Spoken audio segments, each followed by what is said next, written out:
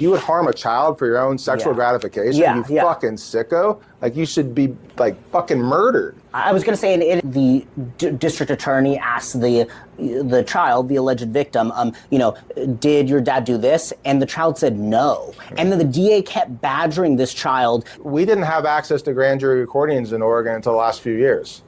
So it used to be you'd have to just go to trial and not know what they're going to say. Do we let the DA know that there's this gaping hole in their case? So now you got to know the personality of the DA. Are they a truth seeker or are they a true believer? What a sick fucking creature. Imagine the sick weirdo that would be a pedophile.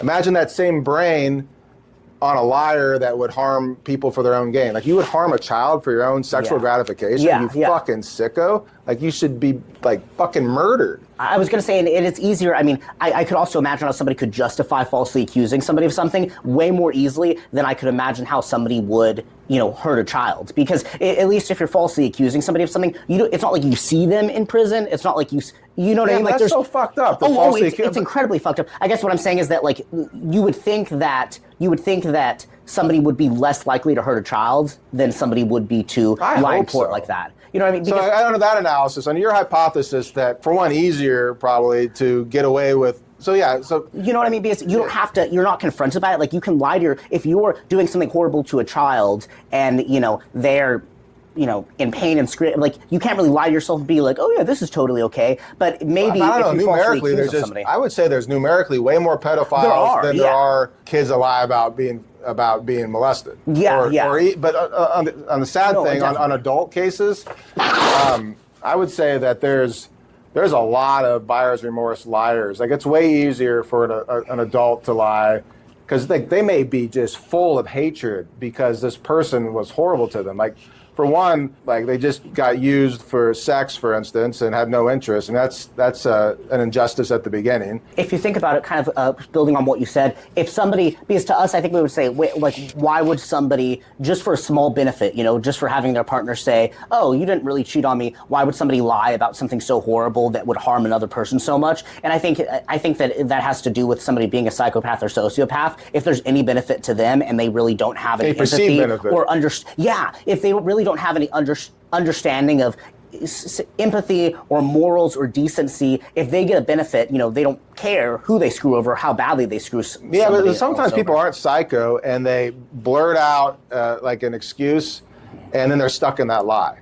I mean, it's a horrible thing to do, but maybe they feel really bad about it, but they're stuck.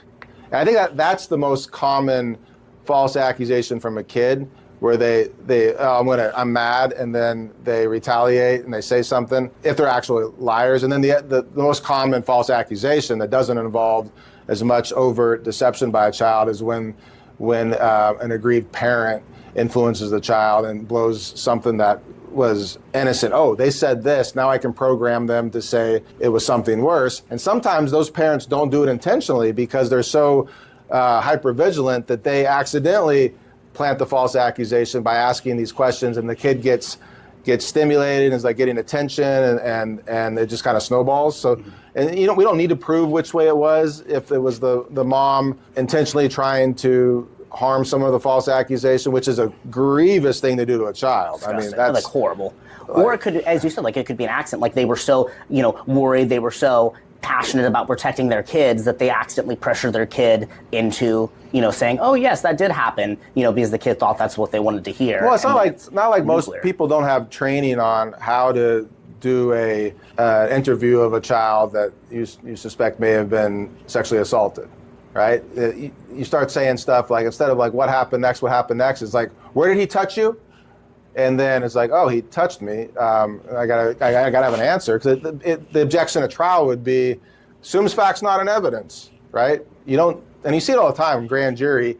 You see all the time these DAs saying, give me an example that you've seen. Oh my God! I mean, I'm obviously not going to say the case name out loud, but the case that we had where the district attorney asked the child, the alleged victim, did your dad do this? And the child said no. And then the DA kept badgering this child, oh, well, your mommy told me that you said blank. And the kid's like, oh yeah. And of course we couldn't see the kid, but we could listen to the grand jury recording, but repeatedly the kid gives answers that directly contradict the DA's story and the story that one of the parents told to the police. I mean, it's the kind of thing. It's a form of child abuse. I mean, and it'd be hard to believe. Maybe I have a mandatory reporting requirement for that DA abusing that child, because I mean that's sick. And the other thing I find interesting, it should be criminal if it's not, is that we didn't have access to grand jury recordings in Oregon until the last few years. So it used to be you'd have to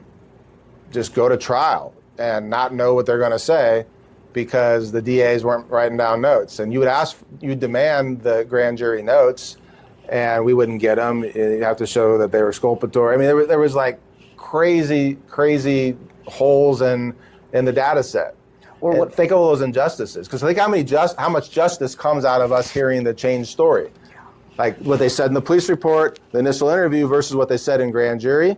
That's profound. And how many cases did people get convicted where the DA never disclosed that there was a contradiction? Oh, well, we would have asked them not to indict if there was a contradiction. Really? Then how come I got all these cases with grand jury testimony contradicting what was said in the interview? Well, and even today I had a conversation where I had to tell the DA, like, and he was like, "Oh, where was that contradictory statement?" I said, "In one of the police interviews that you sent to us." I was nice about it, and I'm not saying it was the DA's fault, but I remember that one case where we had one of the big breaks that we had was the grand jury testimony for the star witness.